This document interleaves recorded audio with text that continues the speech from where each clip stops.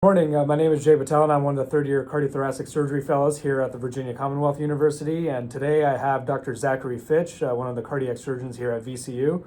And thanks for being with us today. And today we're going to talk about aortic stenosis. So, Dr. Fitch, you're asked to see a 60-year-old male in your clinic with a past medical history of hypertension and diabetes, who's been referred to you for the evaluation of severe aortic stenosis. That was found on an echo that was done for significant shortness of breath and dyspnea on exertion that's been worsening over the last year.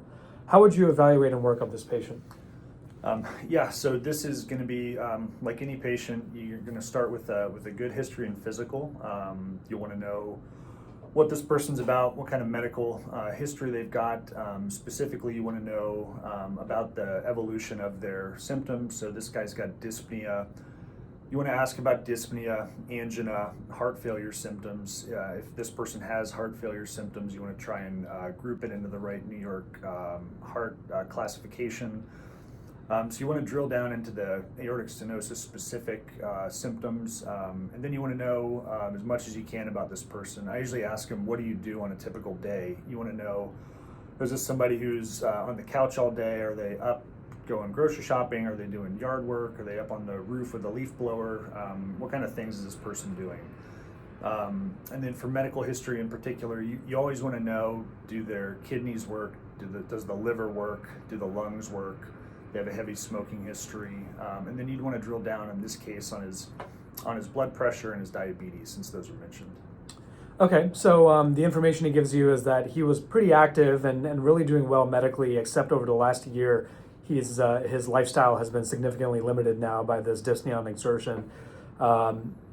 What sort of characteristics, he comes with his echo and the images. What sort of things are you looking for on his echo when you're planning a surgery? Yeah, so if we're looking at aortic stenosis, the big ones, these come from the 2020 AHA guidelines. There are kind of three major echo criteria you want to be aware of. The first two to look at are the mean gradient across the aortic valve and then the peak velocity of the jet across the valve. So a mean gradient over 40 is going to put you into the severe aortic stenosis category. Likewise with a peak velocity over 4 meters per second, that's going to put you into the severe aortic stenosis category. And then there are other categories you can fall into, but 4 and 40 for velocity and gradient are what you're going to look for if you're thinking of doing surgery for this. The guidelines also say you typically have a valve area of 1 centimeter squared or under, but that's not always required. So if you've got a 1.2 square centimeter valve, but you've got a mean gradient of 45, you're going to have severe AS. So I think it's important, if you meet criteria for a high mean gradient or a high peak velocity, you can operate for that. You don't need both, and you don't need a valve area square centimeter or under if you're at one of those other two markers. Okay, excellent. So say you look at the echo and it confirms these numeric cutoffs for severe aortic stenosis. Now, briefly talking about an alternate scenario, say his EF was 35%, and your cutoffs are not exactly reaching the severe range. What are some things that you would look out for when diagnosing aortic stenosis in this population? So what you're talking about is what we call low flow, low gradient severe aortic stenosis. So what that means is you're not going to meet those typical cutoffs for an elevated mean gradient over 40 or a velocity over 4 meters per second. But you also have a lowered EF, so your heart might not be pumping well enough to meet those pressure or velocity cutoffs. So you should still suspect aortic stenosis, and the key is if the valve area in these cases is a square centimeter or below. So if you're not meeting the 4 or the 40 cutoffs, but you've got a small valve area, meaning a square centimeter or under, and your ejection fraction is low, you want to start thinking about whether this person's got a low flow, low gradient severe AS. The gold standard for diagnosing that is with a dobutamine stress echo. So you're going to give low dose dobutamine. You're going to get an echo under those conditions. If the valve area stays 1 square centimeter or below and your gradient or your velocity go up, then you've diagnosed classic low flow, low gradient severe AS. Got it. Excellent. And now there's the entity of the paradoxical low flow, low gradient. How do you differentiate? What is that? How does that happen? And how do you sort of differentiate that from your standard low flow, low gradient? So yeah, I think the concept here is the most important, and then you can get into how we diagnose it. But the concept is that you're not going to meet the pressure gradient cutoff or the velocity cutoff for severe AS.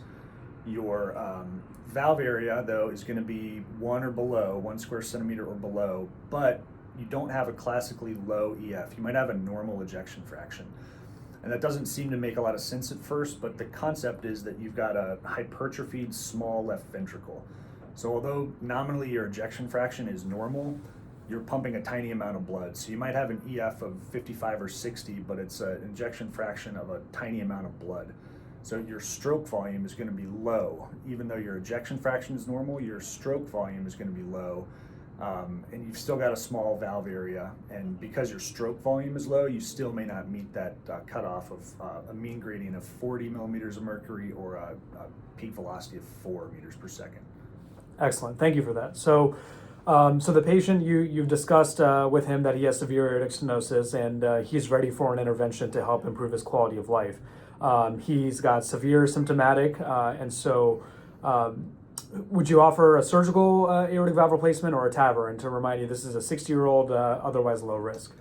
Yeah, so I know you're going to make a new whole separate video about TAVR versus SAVR, so I won't go too much into this, but the 2020 guidelines are based on sort of outdated data, so I think those are going to be updated later this year, at least in the US. The European guidelines are already a little bit probably ahead of the US guidelines for this, but for now, under 65, generally I'm going to lean toward a SAVR, as long as they're low risk, like mortality risk under 4% or so.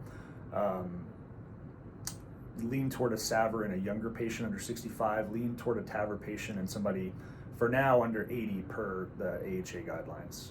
Excellent. So he decides to agree to go forward with a surgical aortic valve. Would you choose a bioprosthetic or mechanical valve in this guy? So here the guidelines are not super helpful. Below 50, they're going to say lean toward a below 50, you're going to lean toward a mechanical valve due to longevity.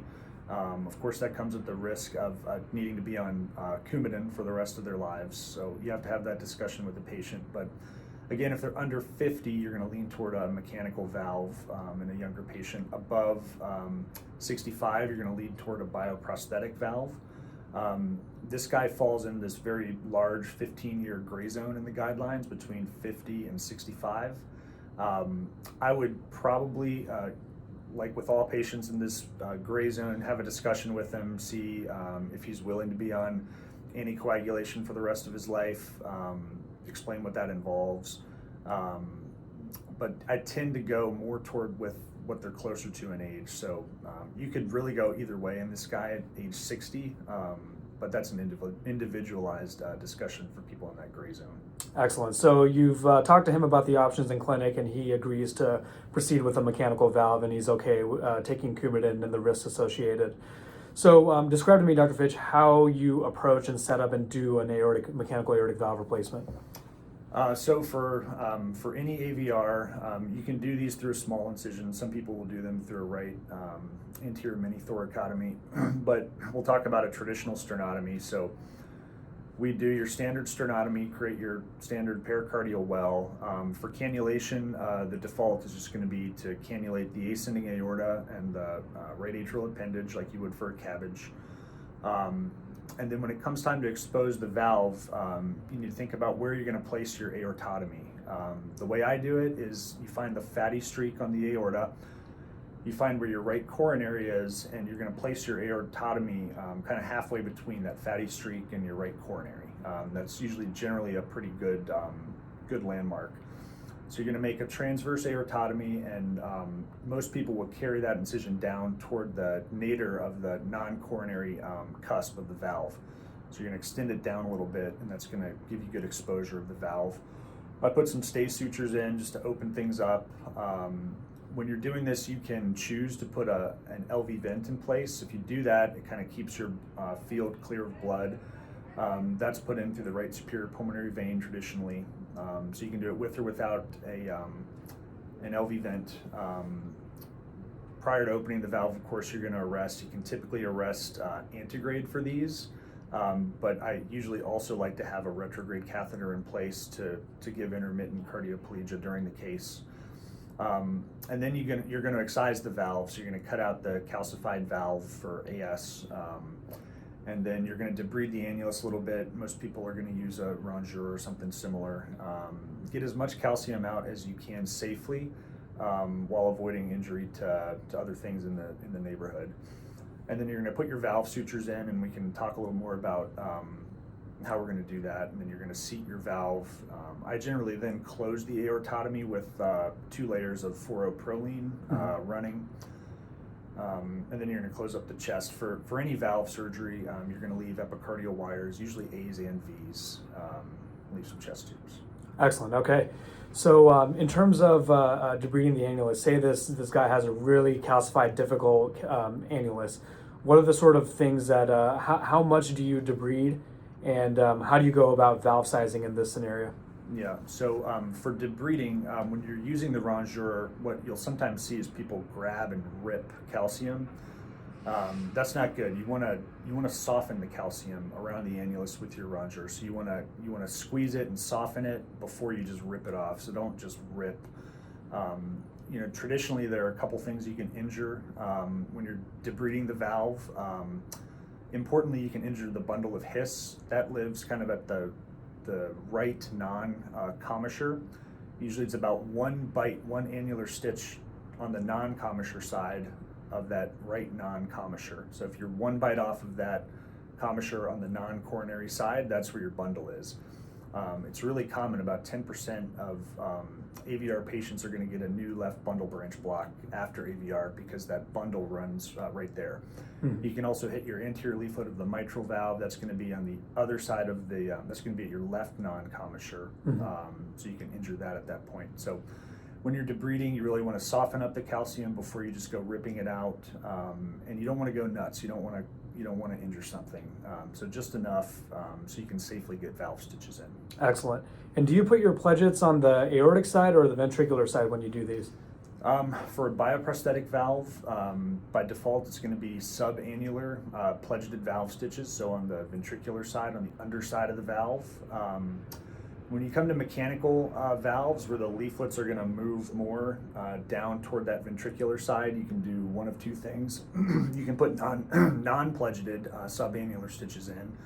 That's an option. Or you can do like you would for a root, and you can put supraannular above the valve pledgeted stitches. So okay. If you're doing a bio valve, I do pledgeted subannular, and if you're doing a mechanical valve, I think the safe thing would be to do non-pledgeted sutures, or if you're going to do pledgeted, do it like a root and put them above the valve. Okay, excellent. And just one last question. Say you get the valve in, but now your aortotomy was extended too far down and you can't really close it easily. What are your options here if your aortotomy is not closing well? Oh, curveball. Well, you can just try your best. You can try to get some stitches in there. Usually that'll work. You can also patch it. You can use pericardial patch to augment that area and get some stitches in. But like anything in cardiac surgery, before you make an incision, it's always best to just be careful up front. It's like opening a coronary. You don't want to open it in the wrong spot. So if you're making your aortotomy, be careful. Be aware that as you size a valve, that aortotomy can rip a little bit as you're shoving a giant sizer in there. So try to be careful up front, and if you rip it, try to get some stitches in or patch it. Excellent. All right, Dr. Fitch, thank you so much for your time this morning. That was really insightful, and see you all next time. All right, buddy. Thanks.